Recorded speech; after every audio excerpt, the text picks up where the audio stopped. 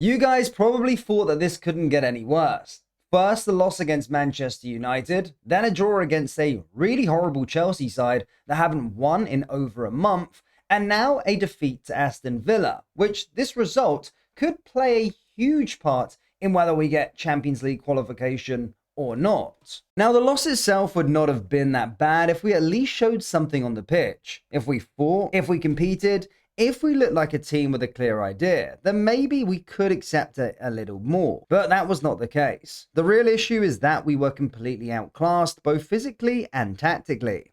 Aston Villa looked sharper, stronger, more organised, and more ready for the game from the very first minute.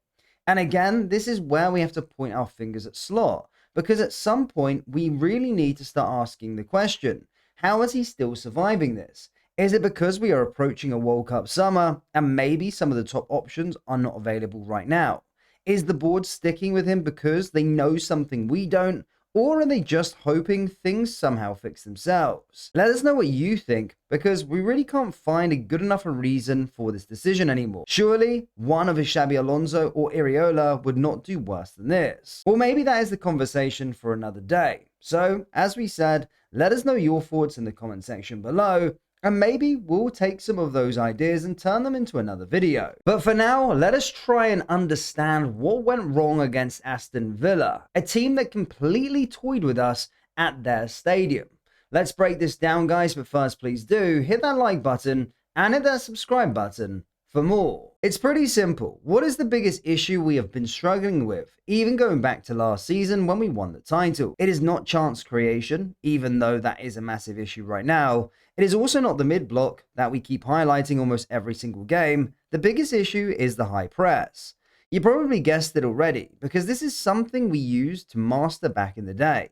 We used to suffocate teams, force mistakes with the ball high up the pitch, and create chances before the opponent even had time to breathe. But now we are probably one of the worst sides when it comes to pressing high. There is no timing, no clear structure, and no real aggression behind it. And you can clearly see that in this game. In the first half alone, we tried to press Aston Villa in 3 different ways. And guess what? All 3 failed. The first one was the hybrid press, where we looked to start by defending zonally before switching into man-to-man defending. Now, what triggers the man-to-man phase is how we press the ball. Here, Gakpo was pressing from inside to the outside, trying to force Aston Villa out wide. The idea was simple. Push them towards the touchline, go man-to-man, lock the play there, and then win the ball back. But Villa dealt with it really well. They countered this by having their centre-backs carry the ball forward from deep. And what this did was confuse our players during the transition from zonal defending into man marking. Suddenly, the question becomes, who jumps to the ball carrier? Because if one player steps out, then the man he was marking becomes free. And because of that, gaps started opening up behind as well, especially with our centre-backs following their men. Here you can see Villa finding Szoboszlai's man because our number 8 decided to step out and put pressure on the ball. Once that happened, the space opened up, Watkins broke 3 and almost scored. So from one simple adjustment from Villa, our whole pressing structure started to fall apart. They did not even need to do anything too complicated. They just carried the ball forward, waited for us to get confused, and then attacked the space we left behind. Alright, so Villa found a solution to the first press. Surely we adapt now, right?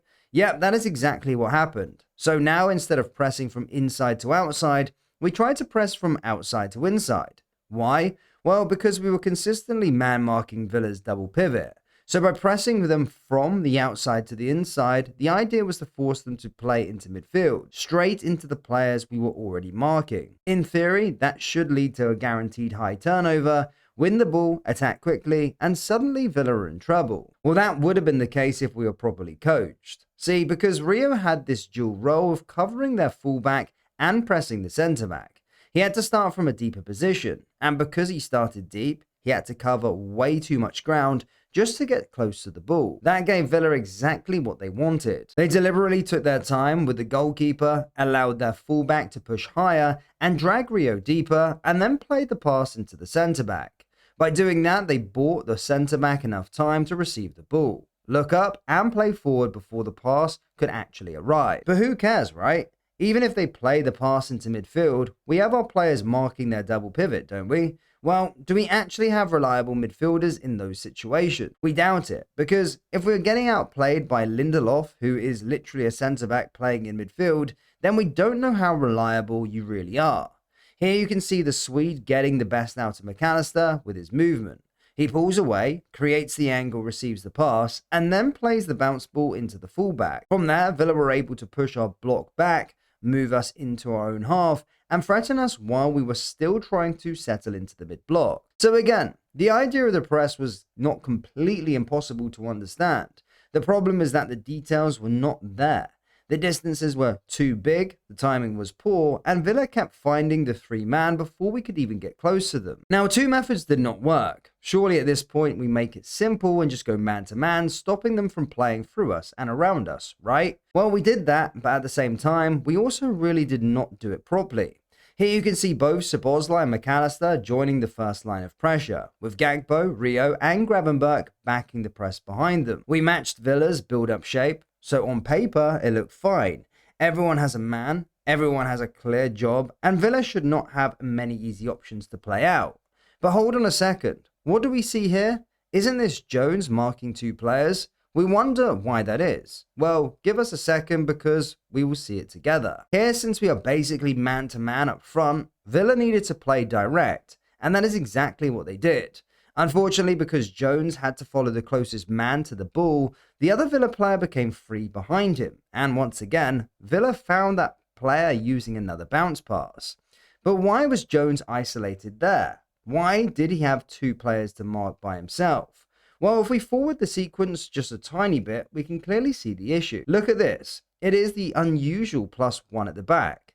That means our backline players were more focused on protecting the space behind them instead of stepping into midfield to deal with the overload Villa created. So while the front players were trying to go man-to-man, the backline did not fully commit to the same idea. And that is where the problem starts. You cannot press man-to-man in one area of the pitch, but then stay safe and passive in another area. If one line jumps and the other line stays back, the teams get stretched. And when that happens, players like Jones end up stuck between two jobs, trying to cover one man while another becomes free. So again, the idea was there, but the execution was not. Villa played through it, Jones got overloaded, and our backline refused to step in and kill the danger before it even developed. This is the one thing that we can really not wrap our heads around. We keep conceding chances and goals in the same way, and still, Arne Slot does not seem to want to change it. At some point, it stops being one bad moment, one bad decision, or one player not doing his job. It becomes a clear pattern. And that is what makes it even more depressing. Emre's Villa do not build up in that random way. They play in a very specific structure, which is that 4-2 base. Two centre-backs, two full-backs, and then the double pivot in front of them. So we knew what was coming. We knew where the extra players would be. We knew how they wanted to attract the press, and we knew how they wanted to play through us. That is why we went man-to-man all across the pitch. We could have made life so much harder for them. We would have forced them to go long more often, and from there, at least we could have contested the long balls. Maybe we win the first duel, maybe we win the second ball, or maybe we just stop them from building cleanly and gaining control. But instead, we gave them every chance to exploit us. We pressed with some players, stayed safe with others, and left gaps in between. Villa did not have to overcomplicate anything. They just had to keep finding the free man, keep playing into the space, and keep punishing the same problem that we refused to fix. So yeah, that is pretty much the story of the game. We don't even want to get into the goal we conceded or the chances we struggled to create in the first place. It was another bad result and performance. Another clear example of the same problems we keep seeing every single week. The press is broken, the structure is messy, and the players look confused in moments where they should know exactly what to do. Aston Villa did not need to do anything crazy. They just expose the gaps we keep leaving behind. Let us know what you think, guys, down there in the comment section below. And if you enjoyed this match breakdown, please do consider hitting that like button and subscribing to the channel for more Liverpool content. Thank you, and I'll see you all next time. Take care.